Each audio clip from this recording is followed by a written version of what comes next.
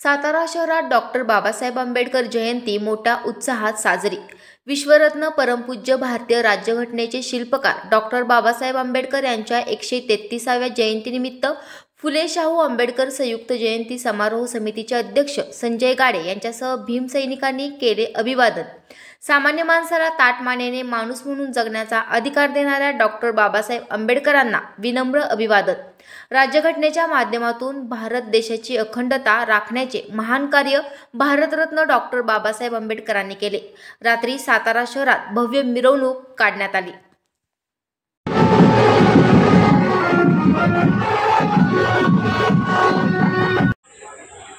माणसाला माणूस म्हणून जगायला शिकवणारे तुमचे आमचे उद्धारकर्ते विश्वरत्न परमपूज्य डॉक्टर बाबासाहेब आंबेडकर यांच्या 133व्या जयंतीच्या तमाम भारतवासियांना, महाराष्ट्रवासियांना, सातारावासियांना हार्दिक हार्दिक शुभेच्छा।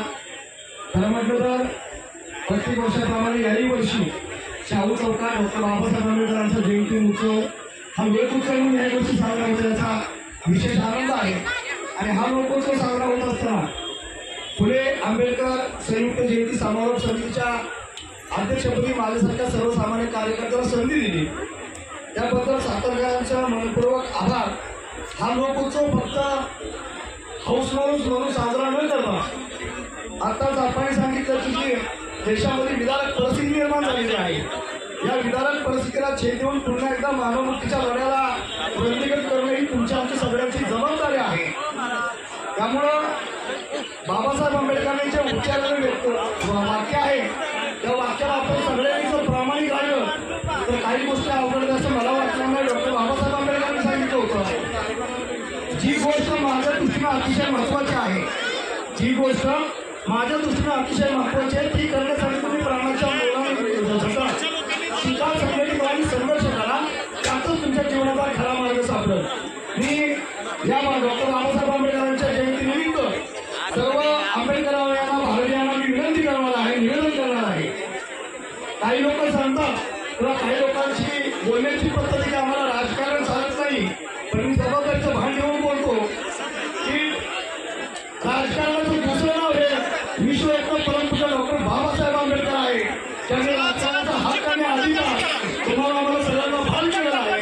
आणि त्या बाबासाहेब आंबेडकरांचं स्वप्न साकार करण्यासाठी म्हणजे सत्ताधारी समाज बनण्यासाठी या आजच्या परिस्थितीमध्ये सर्व आंबेडकरांनी आणि फुले शाहू आंबेडकर विचारधारेतील परिवर्तनवादी चळवळीतील सर्व लोकांनी अगदी मनाची पूर्ण बांधावी आणि येऊ असलेली मनुस्मृती ही उलटून टाकण्याची तुम्ही प्रतिभा करू ही आपल्या सगळ्यांचा मला अपेक्षा व्यक्त करत असताना पुन्हा एकदा फुले शाहू आंबेडकर संयुक्त जयंती समारोह समितीचा अध्यक्ष म्हणून मी माझ्यासोबत असणारे सगळे पदाधिकाऱ्यांच्या वतीनं डॉक्टर बाबासाहेब आंबेडकर जयंतीच्या सर्वांना मंगलमय आभार शुभेच्छा देतो आणि आपल्या सर्वांची रजा घेतो। जय भीम, जय भारत, जय शिवराय, जय संविधान।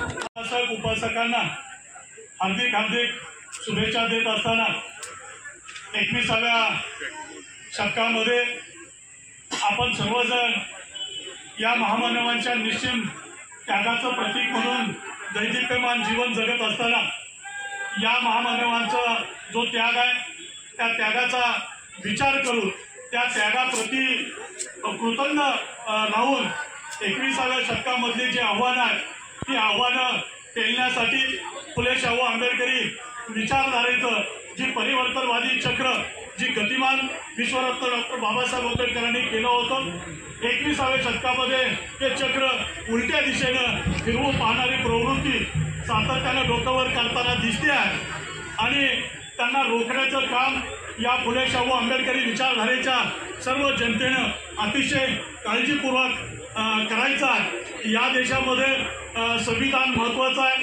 या देशाची लोकशाही महत्त्वाची आहे, या देशातला सर्वसामान्य माणूस महत्त्वाचा आहे, तो टिकला पाहिजे, तो जगला पाहिजे। म्हणून आंबेडकरवाद्यांची नैतिक जबाबदारी आहे, ती जबाबदारी कटाक्षाने सगळ्यांनी पार पाडावी एवढीच नम्र विनंती करून आमच्या आजच्या उद्धारकर्त्यांच्या जयंतीनिमित्त मी पुन्हा एकदा तुम्हाला सगळ्यांना मनपूर्वक हार्दिक शुभेच्छा देतो। थांबतो। जय भीम।